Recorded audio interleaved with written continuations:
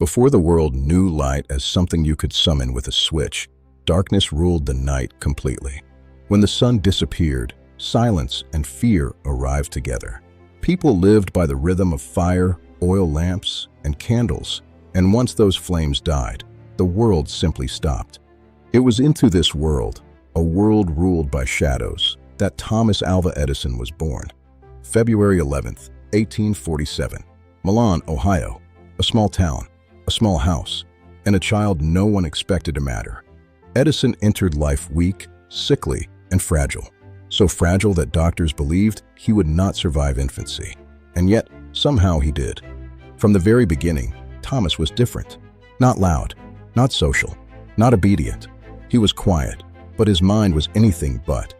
He did not want answers given to him. He wanted to see inside things, to understand why they worked or why they didn't. To most adults, this looked like destruction. To Thomas Edison, it was exploration. School, however, was not kind to curiosity. Edison asked too many questions. He challenged explanations. He interrupted lessons. After only a few months, his teacher labeled him something that would follow him for years: slow, unteachable, difficult. At the age of 7, Thomas Edison was expelled. This moment, often overlooked, changed everything. His mother refused to accept the judgment. She pulled him out of the system and became his teacher. And this is where something extraordinary happened. Without rigid schedules, without punishment, without limits, Thomas Edison learned how to think. He read everything: science, chemistry, mechanical journals, history, fiction, not because he had to, but because he wanted to. By the age of 10, his curiosity had evolved into obsession. He built a laboratory, not in a university, not in a factory, but in the basement of his family home. This basement was dangerous, crude, uncontrolled, but it was alive. Here, Edison learned something no textbook could teach. Failure was not an ending. It was information. While other children played, Edison experimented. While others slept, he observed. But life was not romantic. Money was scarce. Opportunities were limited. So at the age of 12, Thomas Edison went to work. He sold newspapers and candy on trains, day after day, station after station. But even here, curiosity followed him. Edison built another laboratory, this time inside a train car. Chemicals, glass, batteries. Until one day, it went wrong. A chemical accident caused a fire. The lab was destroyed, and Edison was thrown off the train. Some say this incident damaged his hearing. By adulthood, Thomas Edison was nearly deaf. But strangely, this became an advantage. Silence helped him focus. Isolation sharpened his thinking. While the world grew loud, Edison listened inward. Soon, Edison discovered something that would shape his future: telegraphy, messages traveling through wires, electric signals replacing physical distance. To most, it was a job. To Edison, it was magic. Electricity wasn't just power, it was language.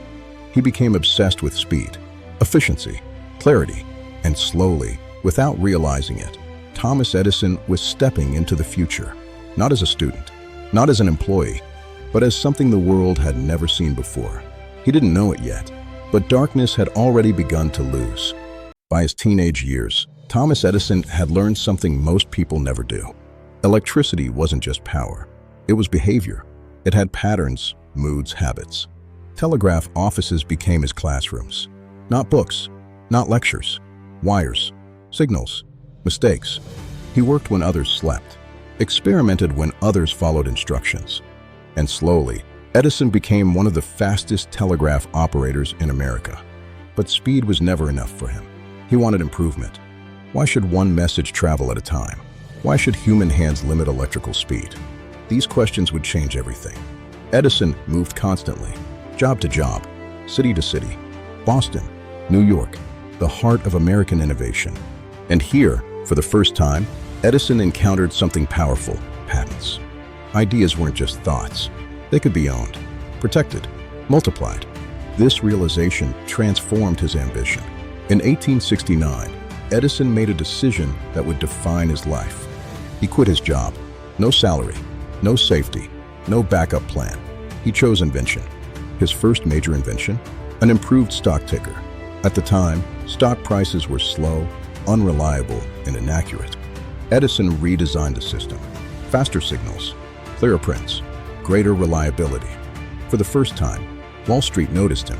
The invention earned Edison $40,000. A fortune, but instead of comfort, he invested everything back into tools. Better equipment, better materials, bigger experiments. This was a pattern that would never change. Money wasn't the goal.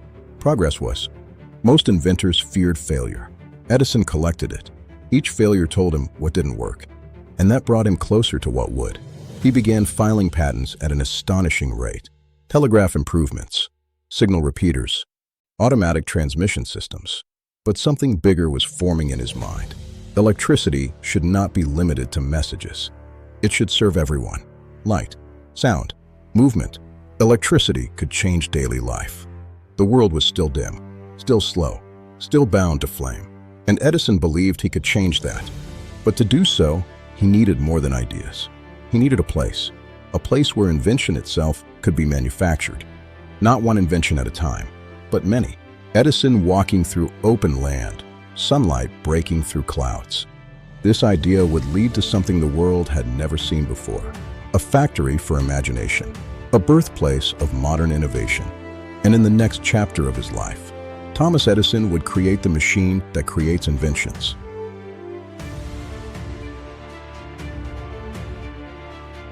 By the early 1870s, Thomas Edison had reached a realization few inventors ever did. Invention wasn't just inspiration. It was a process, and processes could be optimized. He didn't want a workshop. He wanted something entirely new. In 1876, Edison found the place, a quiet area in New Jersey, Menlo Park. At first glance, it looked ordinary. Wooden buildings, simple tools, no luxury. But this place would change the world, because Menlo Park was not built to invent one thing. It was built to invent continuously. For the first time in history, invention became industrial. Chemists, machinists, electricians, all working at the same time, all testing different ideas. Edison did not rule with authority. He ruled with curiosity.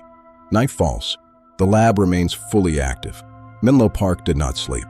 Edison famously worked 18 to 20 hours a day, not because he forced himself, but because he forgot to stop. Failure was constant. Glass shattered, wires burned, experiments collapsed. But failure had no emotion here. It was data. One experiment failed. Another began immediately. Assistants replacing components without hesitation. Menlo Park operated like a living organism. Ideas moved. Information flowed. Mistakes evolved into solutions. And then, the focus narrowed. Edison became obsessed with a single question. Why must light depend on flame? Gas lighting was dangerous. Explosions, fires, toxic fumes. Edison believed he could do better, but not with bright arc lights. Those were too harsh, too expensive, too unstable. He wanted light that felt natural, soft, reliable, safe. This idea would consume Menlo Park. Thousands of experiments, different materials, different shapes, different currents. Edison tested everything. Cotton, bamboo, metal filaments. Most burned instantly. Some lasted seconds. A few lasted minutes. Each improvement felt microscopic. But Edison understood something critical. Breakthroughs are not sudden. They are accumulated. While the world slept, Menlo Park glowed. Exterior night shot. Light coming from lab windows. Reporters began to visit. Skeptics laughed. Rivals doubted. They said it was impossible. That electric light would never work for homes.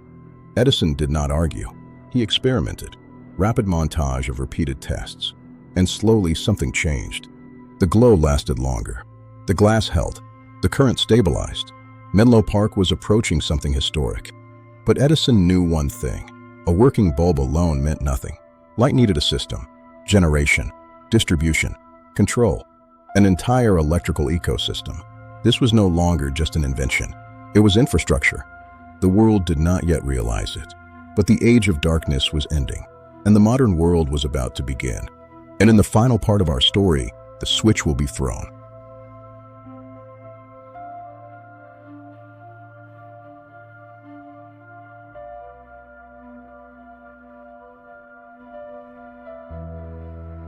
For centuries, night had power. When the sun disappeared, humanity retreated. Work stopped. Cities slowed. Life dimmed. Gaslight hissed and flickered. Candles melted away time itself. Fire decided how long humans could see. And now, inside a wooden laboratory in Menlo Park, Thomas Edison was trying to do something radical. Not create light, but control it. The world would later simplify the story. They say Edison invented the light bulb. That sentence is convenient and incomplete because light bulbs already existed. Arc lamps lit streets. Inventors across Europe experimented with filaments. But arc lights were brutal, too bright, too unstable, too dangerous. They belonged outdoors. Edison wanted something else. He wanted light that behaved like a servant. Quiet, predictable, safe, light that could live inside homes. This meant solving three problems at once. The filament, the vacuum, the electrical current. Fail one, and everything failed. Early filaments burned too fast. Too much resistance. Too much heat. Edison understood something critical. Brightness was not the goal. Longevity was. So he experimented obsessively. Carbonized cotton, paper, hair, wood fibers. Thousands failed, then tens of thousands more. Critics mocked him. Journalists laughed. Competitors declared him finished. Edison did not respond. He worked. Night inside the lab. Everyone exhausted, but continuing. And then, in October 1879, something changed. A bamboo filament glowed. Softly, steadily. Minutes passed, then hours. The filament did not burn out. This was not an explosion, not a celebration, just realization. But Edison knew better than to celebrate early. One bulb meant nothing. Light without infrastructure was useless. So he went further. Power generation, distribution networks, switches, meters. He wasn't inventing a bulb. He was inventing a system. Technicians laying underground cables. On December 31st, 1879, Edison invited the world to Menlo Park. They expected failure. They expected spectacle. Edison stands silently as darkness surrounds the lab. Then Edison threw the switch. Entire Menlo Park lights up. Streets glow softly, gasped from the crowd. No flame, no smoke, no flicker, just light. That night lost its authority. But Edison was not done. Homes needed wiring. Cities needed power stations. Electricity needed rules. The bulb was only the beginning. Electric light would soon rewrite how humans worked, lived, and slept. Time itself expanded. And yet, even now, Edison was already thinking ahead. Light was conquered. Next, sound would be captured. This is the end of the legend of Thomas Edison. Thank you for listening.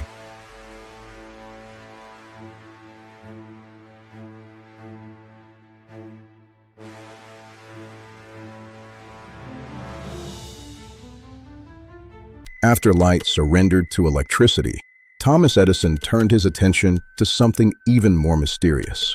Sound. Sound was invisible, intangible, ephemeral. It existed only while it was being created, then vanished forever. Edison asked a question that had never been asked seriously before. What if sound could be captured? At first, even the idea sounded absurd. Voices lived in air. Music lived in motion. How could something so alive be stored? Edison tightening screws, adjusting a diaphragm.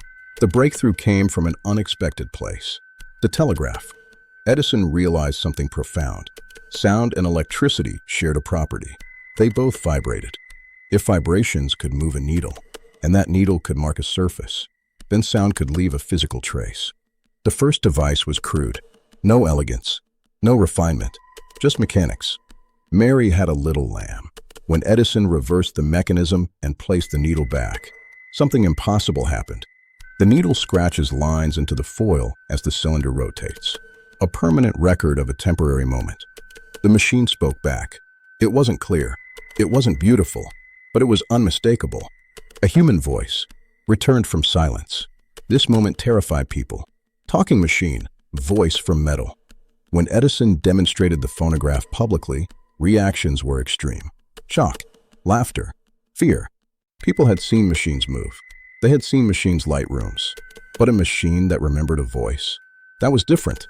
For the first time in history, sound was no longer temporary. It could survive its creator. These grooves were memory. Edison imagined a future no one else could see. Music preserved forever. Voices of loved ones never lost. Education without teachers present. But once again, Edison understood something others did not. An invention is useless without a use. Early phonographs were fragile, inconsistent, too complex for everyday life. So he refined, simplified, standardized. The world slowly adapted. Sound began its journey from air to object. The world slowly adapted. Sound began its journey from air to object to industry. But Edison was already restless again. Light was conquered. Sound was captured. One frontier remained: movement. If sound could be frozen, could motion be trapped too? In our next chapter, we see the world move. This is part 5. The story of movement is next.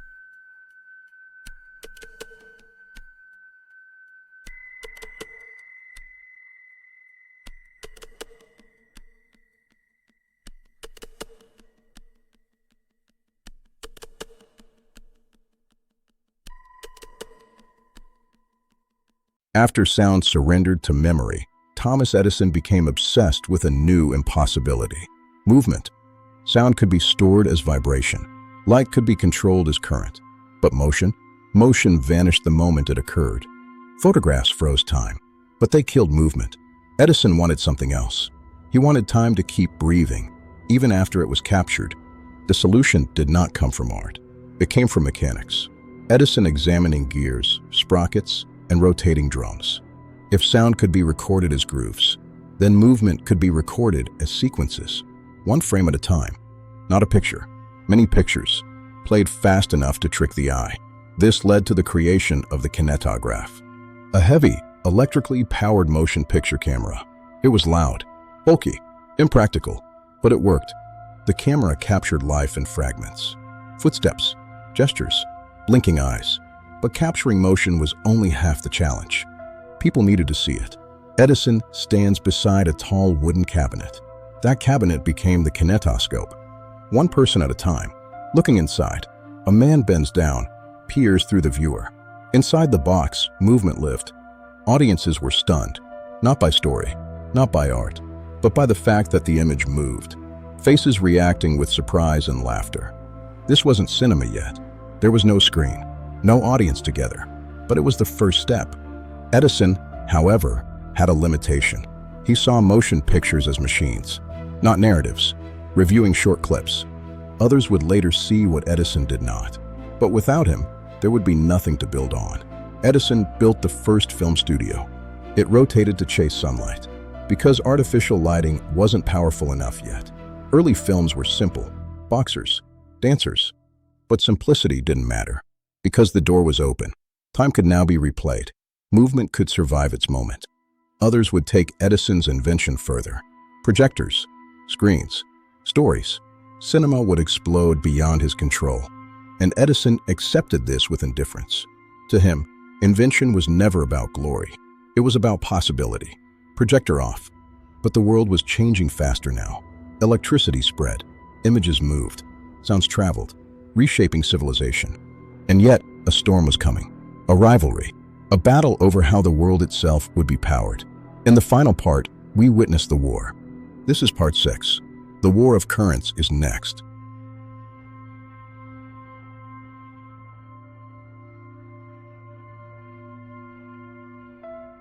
By the late 1880s, electricity was no longer an experiment. It was a promise. Cities wanted it. Factories needed it. Homes demanded it. And standing at the center of this promise was Thomas Edison. He had built a system: direct current, DC. Edison's system worked.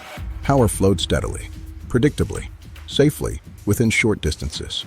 But electricity had a weakness: distance. The farther DC traveled, the more energy it lost, which meant more power stations, more copper, more cost. Workers struggling to install heavy cables. Then another idea entered the world: alternating current. AC. Unlike DC, AC could travel long distances. Transformers could raise voltage, send it far, then lower it safely for use. Transformer humming softly. This idea threatened everything Edison had built, because this was no longer science. This was infrastructure. And infrastructure decides the future. The conflict escalated quickly. It became known as the War of the Currents. The conflict escalated quickly. It became known as the War of the Currents. Edison believed DC was safer. Edison believed DC was safer, and in some ways, he was right. High-voltage AC could kill, but instead of allowing the market to decide, Edison chose a darker path. Fear became a weapon. He supported public demonstrations showing the dangers of AC. Animals were electrocuted to prove a point. Fear was the goal. Fear became a weapon. Edison's name became associated with the electric chair. AC power used for execution. The message was clear. AC kills. DC protects. Edison sits alone afterward, conflicted by the tactics used. But truth has a way of traveling faster than fear. AC systems proved efficient, cheaper, scalable, practical. A younger visionary pushed AC forward relentlessly. Nikola Tesla.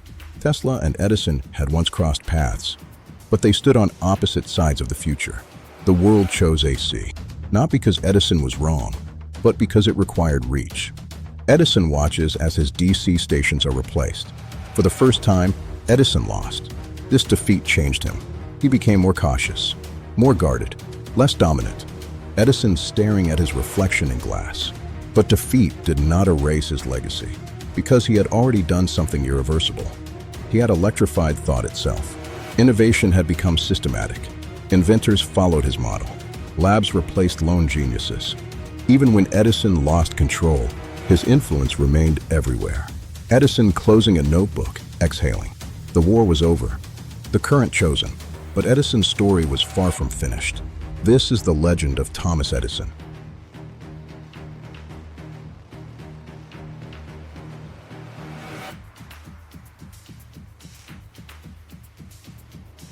By the turn of the century, Thomas Edison was no longer chasing the future. He had already built it. Electricity powered cities. Sound could be replayed. Motion could be relived. The world had accelerated, but Edison had slowed. Behind the inventions, there was a man, and that man paid a price. Edison was not an easy person to live with. He slept little, worked obsessively, ignored schedules, meals, even people. To Edison, time spent not inventing felt wasted. His marriages suffered. His children often saw him as distant. He was present physically, but mentally, he lived somewhere else. Ideas didn't turn off. They crowded his thoughts relentlessly. Ideas didn't turn off. They crowded his thoughts relentlessly.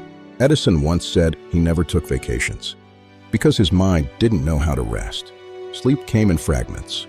Work filled the gaps. Dawn light appears while he is still awake. Many admired him. Few truly knew him. To the public, he was the Wizard of Menlo Park. A symbol, a myth. But myths don't get tired. Humans do. As Edison aged, his body began to resist the pace his mind demanded. Hearing faded further. Energy declined. Patience shortened. Still, he refused to stop. One of his later obsessions was energy storage. Batteries that could power vehicles. A world not dependent on constant generation. Once again, Edison was ahead of his time. And once again, the world wasn't ready. Failures no longer frustrated him. They simply exhausted him. Edison sits quietly, no rush to fix anything.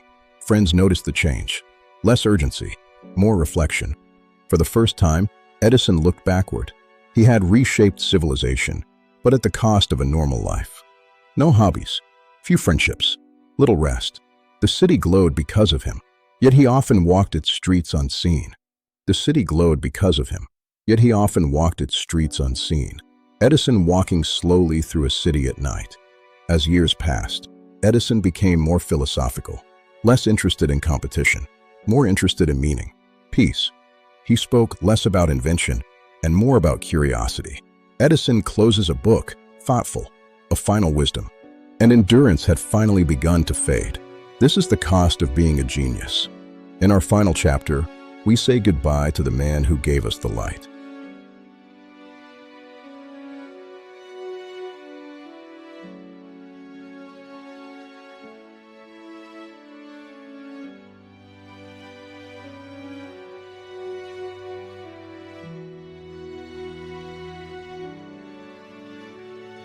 By the 1910s, the world no longer felt experimental. Electricity was normal. Recorded sound was familiar. Moving images were spreading. The future had arrived. Interior of a spacious laboratory, cleaner and more organized than Menlo Park. Edison, now elderly, walks slowly. He looks at home here. And yet, Thomas Edison did not feel finished. Age had slowed his body, but not his curiosity. In his later years, Edison returned to chemistry, not to create spectacle, but to solve quiet problems. One obsession dominated his thoughts: materials. He searched for new sources of rubber, new storage solutions, new ways to make industry less fragile. Some of these ideas never succeeded. Others arrived too early. Failure no longer felt dramatic. It felt expected. As his hearing faded further, Edison spoke less.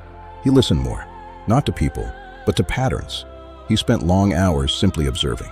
Visitors still came: journalists, scientists, politicians. They speak animatedly while Edison listens quietly, observing them. And his answers were no longer technical. They were philosophical. He spoke about curiosity, about patience, about how most people quit too early. He said invention wasn't genius. It was tolerance for boredom, for repetition, for disappointment, for repetition, for disappointment. As the 1920s approached, Edison withdrew further from public life. His body weakened, his pace slowed, but his mind remained active until the end. In his final years, Edison thought often about death, not with fear, but with curiosity, believing it was simply another transition, another unknown mechanism. On October 18, 1931, Thomas Edison died. There was no dramatic moment, no final proclamation, just stillness. Across the world, lights were dimmed in his honor. Across the world, lights were dimmed in his honor. Factories paused. Homes fell silent. Families standing quietly beneath electric light. The man who had conquered darkness was gone. But his work did not end, because Edison had changed something permanent. He changed how humans relate to time, to night, to memory. This is the legend of the light. The modern world was his creation. The light remains forever. Thank you for traveling through time with us. The end.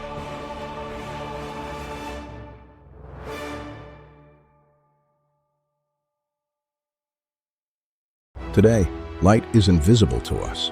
We flip a switch and expect the world to respond. Sound waits for us on demand. Images move when we press play.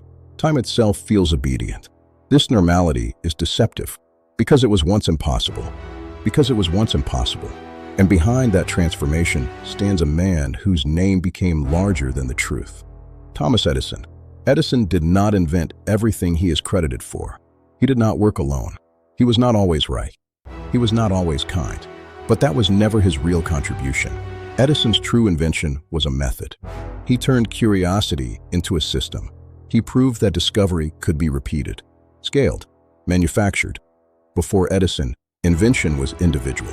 After Edison, it became industrial. Assembly lines, research teams, controlled experiments. He showed the world that progress wasn't a moment of brilliance. It was persistence. Failure stopped being shameful. It became fuel. Failure became fuel. This idea reshaped everything. Technology companies, research institutions, innovation culture, modern data centers, power grids, film studios. Edison didn't just change what humans could do. He changed how humans attempt things. He changed how humans attempt things. Even the debates around him missed the point. Edison or Tesla? This oversimplifies reality. Progress is not a duel. It is a relay, hands passing tools from one generation to another. The race continues. Edison ran his part of the race. Others ran theirs. And the race continues.